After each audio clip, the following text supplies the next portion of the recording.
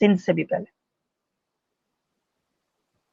دوسرا آپ کا ٹاپک ہے 1857 کے حوالے سے کہ اس کے بعد مسلمانوں کے ہسٹری کے حوالے سے، تو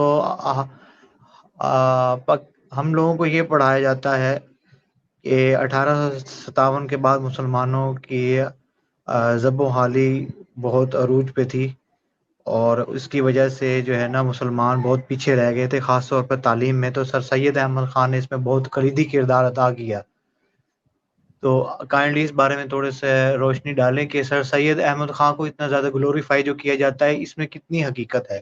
کیا واقعی انہوں نے اتنا کام کیا تھا کہ محمد اینگلو اورینٹل اسکول بنایا جو آگے جا کے پھر علی گڑھ یونیورسٹی بن گیا؟ اس کے بارے میں تھوڑا سا بتائیے گا۔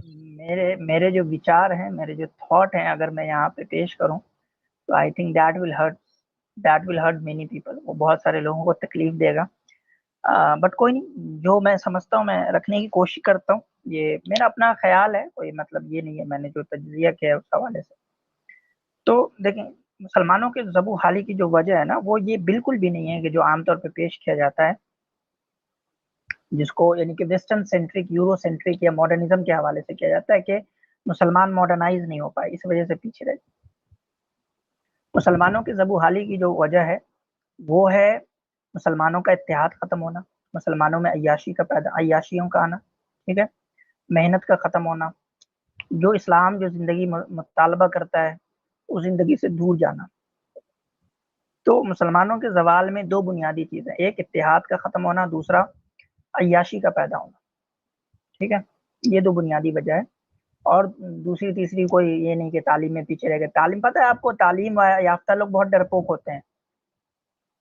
ابھی آپ دیکھیں دنیا میں جتنے اکیڈمیشینس ہوتے ہیں نا، زیادہ تر وہ سب ڈرپوک ہوتے ہیں، لوگوں سے کچھ نہیں ہوتا۔ تو میں سچی بات بتا رہا ہوں آپ کو، خود میں اکیڈمیشین ہوں، اس کے باوجود میں آپ کو یہ بات بتا رہا ہوں کہ دنیا میں جو سب سے زیادہ جو آرام پسند طبقہ اور ڈرپوک طبقہ ہے نا، وہ اکیڈمیشین کا ہے، ٹھیک ہے۔ یہ کیسی عجیب بات ہے کہ میرے چچا جو ہیں وہ بھی اکیڈیمکلی جو ہے نا پیچھے ہیں، اور یہی بات وہ مجھے بھی کہتے ہوتے ہیں۔ میں بھی اکیڈیمکلی یعنی کہ بی ایس سی انجینئر ہوں، وہ بھی مجھے بات کہتے ہیں کہ جو جتنا زیادہ پڑھا ہوا ہوگا اتنا زیادہ ڈرپوک ہوگا۔ آپ بھی یہی بات کر رہے ہیں، کیسی حیرت کی بات ہے۔ میں خود اکیڈمیشین ہوں، لیکن مجھے اپنے طبقے والوں کی کمزوری پتہ ہے تو میں آپ کو اس لیے بتا رہا ہوں، ٹھیک ہے، کہ اکیڈمیشین لوگ جو ہے نا، اس میں خال دو چار لوگ ہوتے ہیں جو ہمت والے ہوتے ہیں، جو ہے وہ بات کریں، وہ ان سے اکیڈمیشین سے بات جتنی کروانی ہے کروا لیں، کام نہیں ہوگا ان سے، ٹھیک ہے، ان سے کام نہیں ہوتا، ان سے بات اتنی کروانی ہے، ان کو عزت دے دے، بیٹھا دیں، بھاشن دلوا دیں، یہ سب کریں گے وہ۔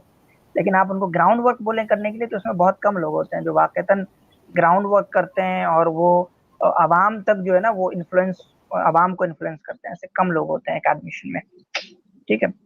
تو یہ ایک حقیقت ہے کہ اچھا یہ کہنا کہ تعلیم، اس میں ایک پوائنٹ یہ بھی ایڈ کرنا تھا، کہ مسلمان اگر پیچھے رہ رہے ہیں تو اس کی ایک وجہ یہ بھی ہے کہ انہوں نے اپنے اصل کو چھوڑ کے اوروں کو فالو کرنا شروع کر دیا ہے۔ اب وہ تیتر بٹیر بن گئے، نہ ادھر کے رہے نہ ادھر کے رہ رہے۔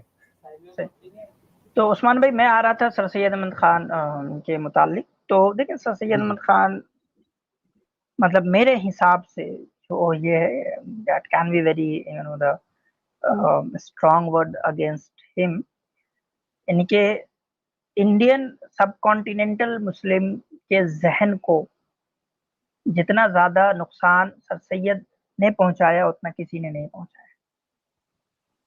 سر سید نے پوری کی پوری ایپسٹیمولوجیکل لیول پہ جو ہے نا مسلمانوں کے ذہن کو تبدیل کرنے کی کوشش کی۔ تو جی، میں آپ سے اکثر کہتا ہوں کہ اگر اس میں ہوا کیا کہ آگے بڑھنے کے چکر میں ہمارے پاس جو چیز تھی اس کو بھی ہم نے کھو دیا، اور ہم آگے بھی نہیں بڑھے۔ مطلب کون سا آگے بڑھ گیا؟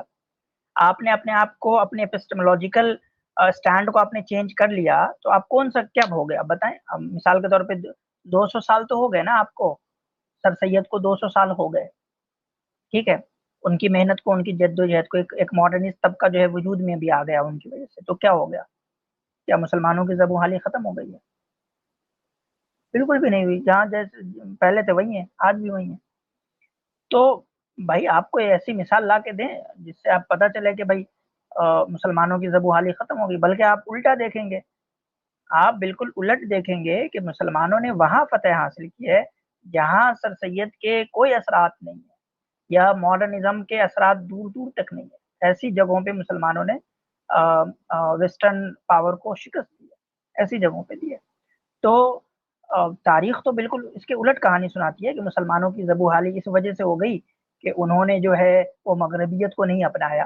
سو کال انلائٹنمنٹ ایرا یا اس زمانے میں جو افکار پیدا ہوئے انلائٹنمنٹ میں اور پھر جو کہ ماڈرنزم کا ایک جرنی ہے، تو یعنی کہ ماڈرن نہیں ہوئے مسلمان، اس لیے زبوحال ہو گئے. تو تاریخ تو بالکل اس کے الٹ بیان کرتی ہے، چاہے وہ آپ کو امام شامل ہوں، چاہے وہ عمر مختار ہوں، چاہے وہ انڈیا کا جو ہے وہ یعنی کہ جو یہاں کے برٹش کے خلاف جو مسلمانوں کی پوری اسٹرگل، پوری جدوجہد ہے، اس میں یہ طبقہ بالکل بھی شامل نہیں ہے.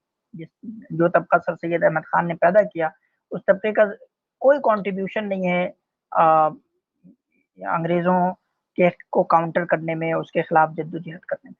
دے ور دا پرو برٹش، یہ ایک ہسٹوریکل فیکٹ ہے، آپ جا کے دیکھ سکتے ہیں. تو یہ بیان کرنا کہ مغربیت مسلمانوں نے نہیں اپنائی، اس کی وجہ سے مسلمان پیچھے رہ گئے، یہ انفیریٹی کمپلیکس ہے. آج میں ایک صاحبہ کا جو ہے ویڈیو دیکھ رہا تھا، میں دیکھا، میں بولا کیا جواب دوں میں اس بندی کو بھائی، کہ وہ یہی رونا روئی ہے کہ مسلمان اس وجہ سے پیچھے رہ گئے کہ وہ ماڈرن نہیں بنے، انہوں نے مغربیت کو نہیں اپنایا. یہ بالکل وجہ نہیں ہے مسلمانوں کے زبوحالی کی. مسلمانوں کی زبوحالی کی وجہ ہے اتحاد کا نہیں ہونا، آرام پسندی کا آنا، اسلام کی زندگی، اسلام جو مطالبہ کرتا ہے ایک زندگی سے، وہ اپنی زندگی میں نہیں ہونا، دنیا کی محبت ہونا، کیپٹلزم کو اپنے اندر اپنے ذہن میں لانا، مال کی خواہش، یہ ساری وجہ ہیں مسلمانوں کی زبوحالی. بالکل الٹ جو بیان کرتے ہیں یہ لوگ، اس سے بالکل الٹ. عظیم بھائی ہمارے ساتھ. السلام علیکم.